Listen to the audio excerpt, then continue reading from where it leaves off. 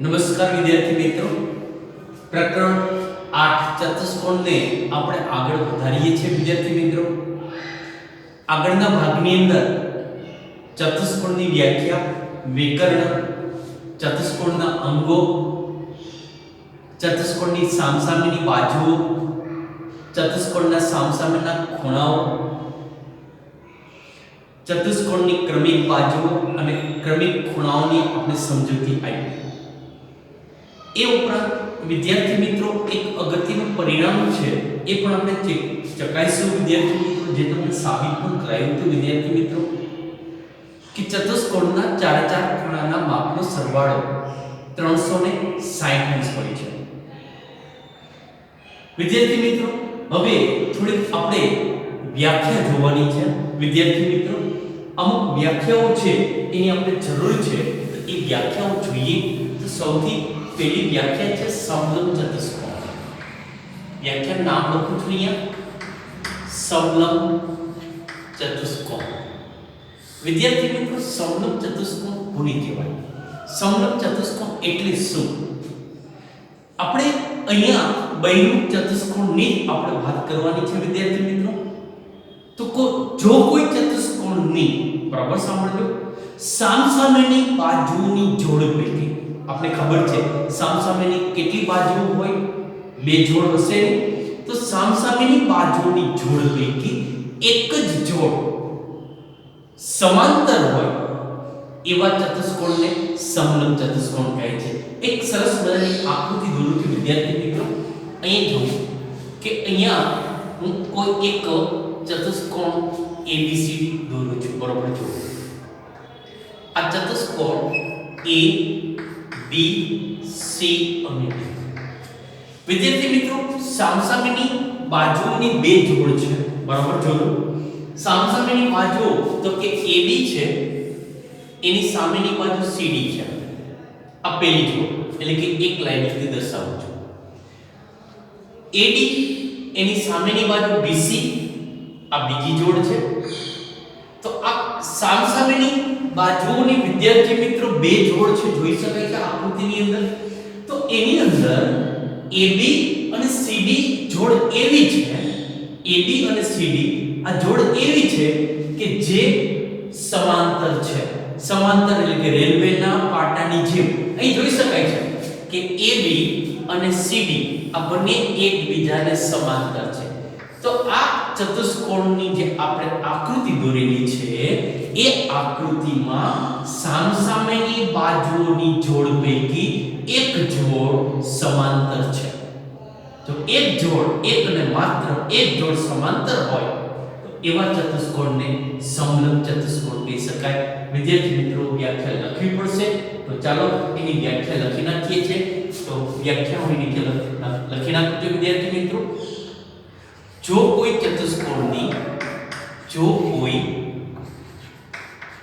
ચતુષ્કોણની સામસામેની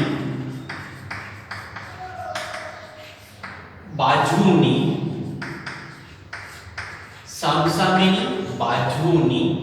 જોડ પૈકી એક જોડ, એક અને માત્ર એક જ જોડ સમાંતર હોય તેવા ચતુષ્કોણને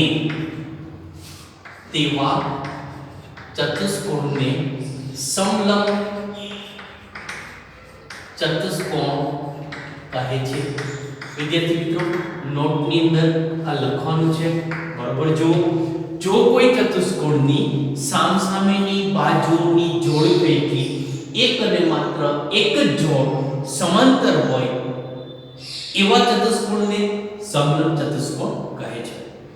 હવે એ પછી બીજી વ્યાખ્યા છે સમાંતર બાજુ ચતુષ્કોણ. સમાંતર બાજુ ચતુષ્કોણ આ બીજી વ્યાખ્યા છે વિદ્યાર્થી મિત્રો. સમાંતર બાજુ ચતુષ્કોણ કોને કહેવાય? ઉપરની આકૃતિ કે ઉપરની જે વ્યાખ્યા છે, બરોબર જુઓ, એમાં એક જોડ સમાંતર, એક અને માત્ર એક, એનો અર્થ શું થાય વિદ્યાર્થી મિત્રો? એક કરતા ઓછી પણ નહીં, એક કરતા વધારે નહીં, એક જ જોડ સમાંતર હોય, એક અને માત્ર એક જ જોડ સમાંતર હોય તો એ સમલંબ ચતુષ્કોણ બને. પણ જો કોઈ ચતુષ્કોણની બંને જોડ સમાંતર હોય, AB ની સાથે CD સમાંતર હોય, BC ની સાથે AD પણ સમાંતર હોય, એટલે કે જો કોઈ ચતુષ્કોણની સામસામેની બાજુઓની બંને જોડ સમાંતર હોય તો એને સમાંતર બાજુ ચતુષ્કોણ કહી શકાય. તો વિદ્યાર્થી મિત્રો એક આકૃતિ દોરવાનો પ્રયત્ન કરીએ.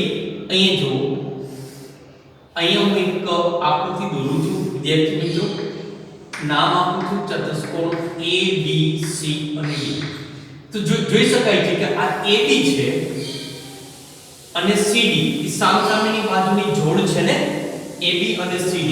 તો AB અને CD પણ સમાંતર છે. એ જ રીતે AC છે એની સામેની બાજુ કોણ છે? BD છે. AC એની સામેની AB, અહીંયા C અને અહીંયા D. આ AD બાજુ છે એની સામેની બાજુ કોણ છે? BC. તો આ પણ સમાંતર છે વિદ્યાર્થી મિત્રો, આ જોડ પણ સમાંતર છે. તો આ ચતુષ્કોણની સામસામેની બાજુઓની બંને જોડ સમાંતર છે. જો કોઈ ચતુષ્કોણની સામસામેની બાજુઓની બંને જોડ સમાંતર હોય તો એવા ચતુષ્કોણને સમાંતર બાજુ ચતુષ્કોણ કહે છે. તો વિદ્યાર્થી મિત્રો એની વ્યાખ્યા લખીએ છીએ. જો કોઈ ચતુષ્કોણની સામસામેની બાજુઓની બંને જોડ સમાંતર હોય તો તેવા ચતુષ્કોણને સમાંતર બાજુ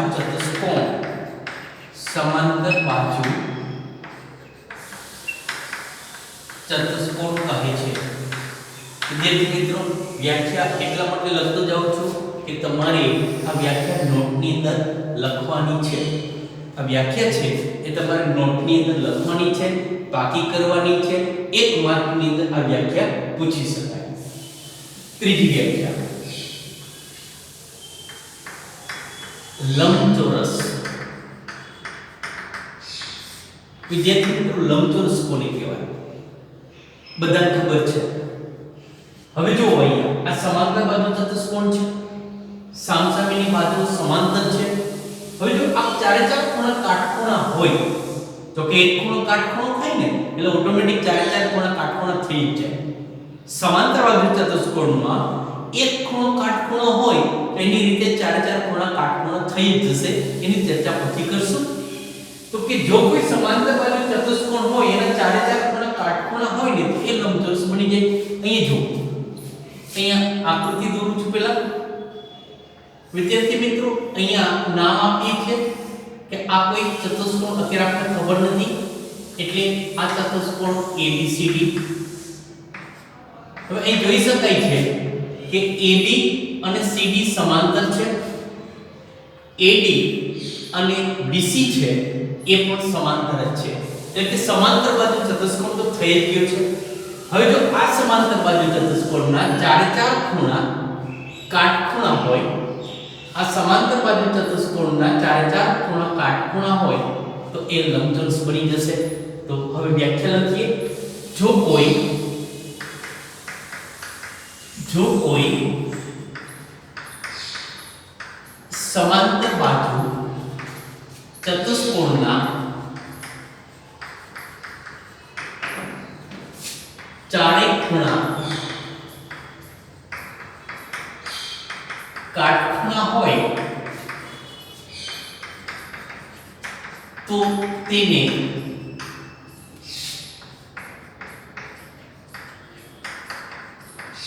લંબચોરસ કહે છે. તો એને શું કહેવાય વિદ્યાર્થી મિત્રો? લંબચોરસ કહી શકાય. એ જ રીતે ચોથી વ્યાખ્યા છે સમબાજુ ચતુષ્કોણ. સમબાજુ ચતુષ્કોણ વિદ્યાર્થી સમબાજુ નામ ઉપરથી કઈ સમ એટલે કે સરખી બાજુ હોય તો ચતુષ્કોણને કેટલી બાજુ છે? 4 બાજુ છે. ચતુષ્કોણની કેટલી બાજુ છે? 4 બાજુ છે. જો કોઈ સમાંતર બાજુ ચતુષ્કોણની ચારે બાજુઓ સમાન હોય, પણ શરત એ સમાંતર બાજુ ચતુષ્કોણ હોવો જોઈએ. આકૃતિ દોરી જોઈએ.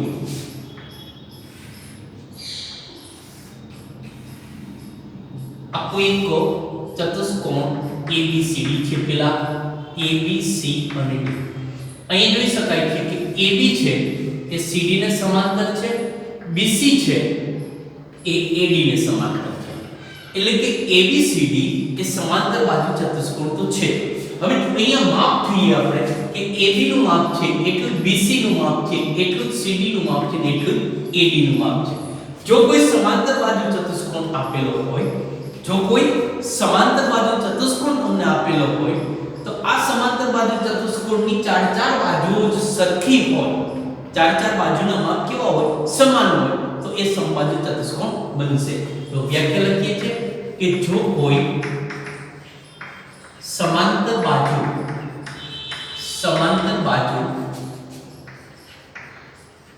ચતુષ્કોણની ચારે બાજુઓના માપ સમાન હોય તો તેવા ચતુષ્કોણને સમબાજુ ચતુષ્કોણ કહે છે. એવા ચતુષ્કોણને શું કહેવાય? સમબાજુ ચતુષ્કોણ. પાંચમી વ્યાખ્યા છે વિદ્યાર્થી મિત્રો, સમબાજુ પછી ચોરસની વાત કરીએ કે ચોરસ કોને કહેવાય? લંબચોરસ ઉપરથી લઈ શકાય વ્યાખ્યા, અને સમબાજુ ઉપરથી પણ લઈ શકાય, અથવા તો સમાંતર બાજુ ચતુષ્કોણ ઉપરથી પણ લઈ શકાય. સમાંતર બાજુ ઉપરથી કેવું હોય? તો જો કોઈ સમાંતર બાજુ ચતુષ્કોણના બધા ખૂણા કાટખૂણા અને બધી જ બાજુઓ સમાન હોય, બધા જ ખૂણા કેવા હોય? કાટખૂણા, અને બધી જ બાજુઓ સમાન હોય, તો એમને ચોરસ કહી શકાય. સમજાય છે જે કહેવા માંગુ છું? આ સમાંતર બાજુ ચતુષ્કોણ છે એટલે કે સામસામેની બાજુ સમાંતર તો હોવી જોઈએ, પહેલી શરત. બીજું, ચારે બાજુ પણ સરખી હોવી જોઈએ અને ચારે ખૂણાઓ પણ કાટખૂણા હોવા જોઈએ, તો એને ચોરસ કહી શકાય. તો સમાંતર બાજુ ઉપરથી આપણે ચોરસની વ્યાખ્યા લખીએ છીએ. આકૃતિ દોરવાની ખરેખર જરૂર નથી, છતાં આકૃતિ દોરી નાખીએ છીએ વિદ્યાર્થી મિત્રો. આ ચતુષ્કોણ ABCD, ચારે ખૂણા કાટખૂણા, ચારે બાજુઓના માપ પણ સરખા જ, અને વધારામાં સમાંતર બાજુ ચતુષ્કોણ તો છે. તો જો કોઈ સમાંતર બાજુ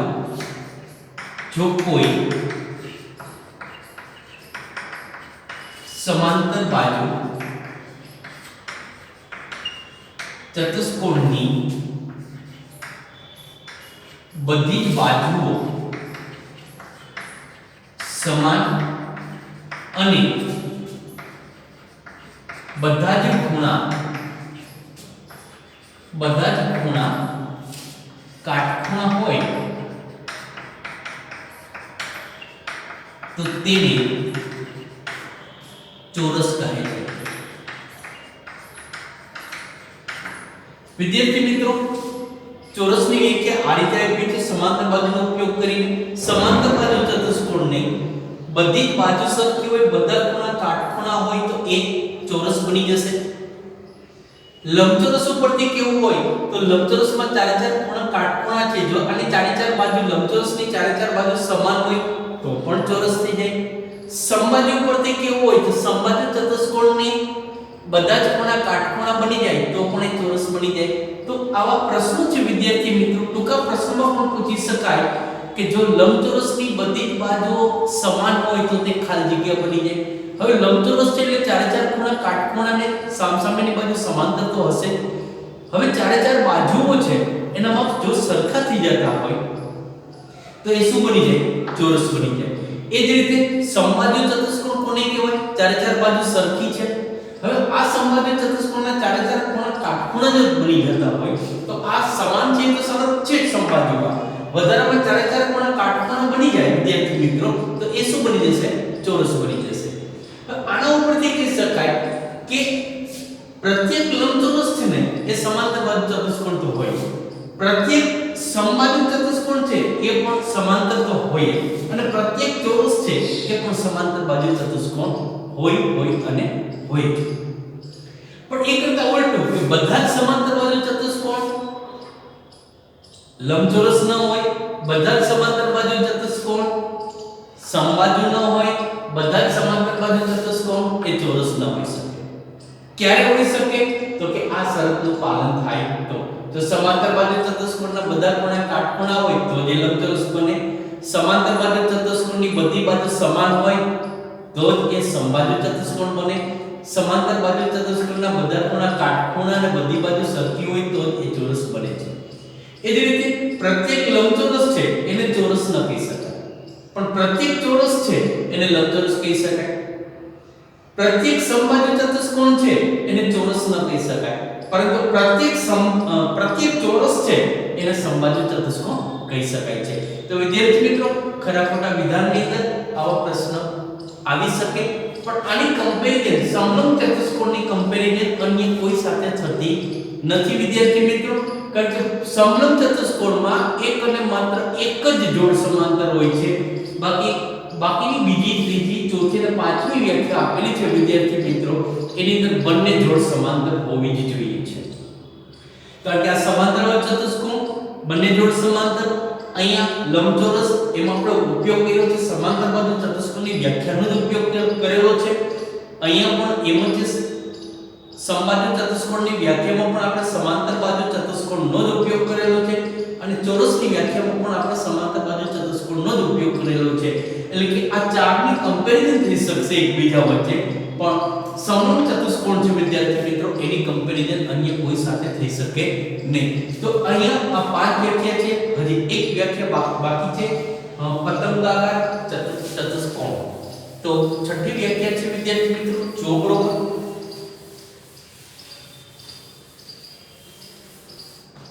છઠ્ઠી વ્યાખ્યા છે પતંગાકાર ચતુષ્કોણ. તો પતંગાકાર ચતુષ્કોણ કોને કહેવાય? હમણાં 14 જાન્યુઆરી આવશે, પતંગ તમે ઉડાડશો ને?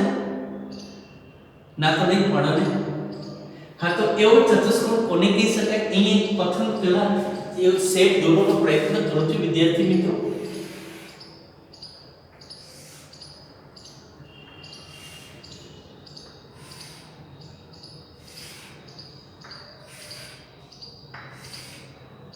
તો વિદ્યાર્થી મિત્રો, શું કહેવા માંગીએ છીએ? જો બરોબર આ કોઈ ચતુષ્કોણ A B C અને D છે.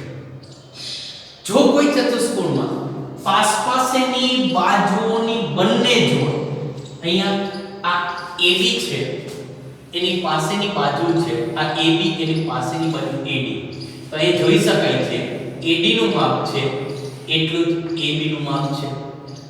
આ બંનેના માપ સમાન છે. બીજી પાસેની બાજુની જોડ તો કે BC અને CD, એક લાઈનિંગ વડે દર્શાવું છું, આ બંનેના માપ પણ સમાન છે. જો કોઈ ચતુષ્કોણમાં પાસેની બાજુઓની બંને જોડના માપ સમાન હોય તો એ પતંગાકાર ચતુષ્કોણ બને છે. તો વ્યાખ્યા લખીએ છીએ અહીંયા, જો કોઈ ચતુષ્કોણમાં પાસેની બાજુઓની બંને જોડ સમાન હોય તો તેવા ચતુષ્કોણને પતંગાકાર ચતુષ્કોણ કહે છે. વિદ્યાર્થી મિત્રો, આ સાથે જે વ્યાખ્યાની સમજૂતી હતી એ અહીં પૂર્ણ થાય છે. વિદ્યાર્થી મિત્રો, વ્યાખ્યા બરોબર સમજો, બરોબર ધ્યાન આપજો, વ્યવસ્થિત રીતે વિદ્યાર્થી મિત્રો. કારણ એટલા માટે વિદ્યાર્થી મિત્રો કે આ વ્યાખ્યાને આધારે આપણે અમુક દાખલાઓ છે, અમુક સિદ્ધાંતો છે એ આપણે ભણવાના છે. તો આજના લેક્ચરમાં આપણે આટલું જ રાખીએ છીએ. આ વ્યાખ્યા તમને બધી બોર્ડ ઉપર લખાવેલી છે વિદ્યાર્થી મિત્રો. તમારી પાકી નોટની અંદર પણ એક વખત સૂચના આપું છું. પાકી નોટની અંદર બધી વ્યાખ્યાઓ છે વિદ્યાર્થી મિત્રો તમારે લખી નાખવાની છે, પાકી કરવાની છે. એટલા માટે એ પછી હવેનું જ્યારે લેક્ચર આવશે વિદ્યાર્થી મિત્રો ત્યારે આપણે સમાંતર બાજુ ચતુષ્કોણના ગુણધર્મ આધારિત પ્રમેયો છે, જે સાબિતીનો પણ પ્રમેય છે, તો એ પ્રમેયનો આપણે અભ્યાસ કરવાનો છે. વિદ્યાર્થી મિત્રો આ સાથે આ લેક્ચર અહીં પૂર્ણ કરીએ છીએ. આભાર. જય શ્રી કૃષ્ણ.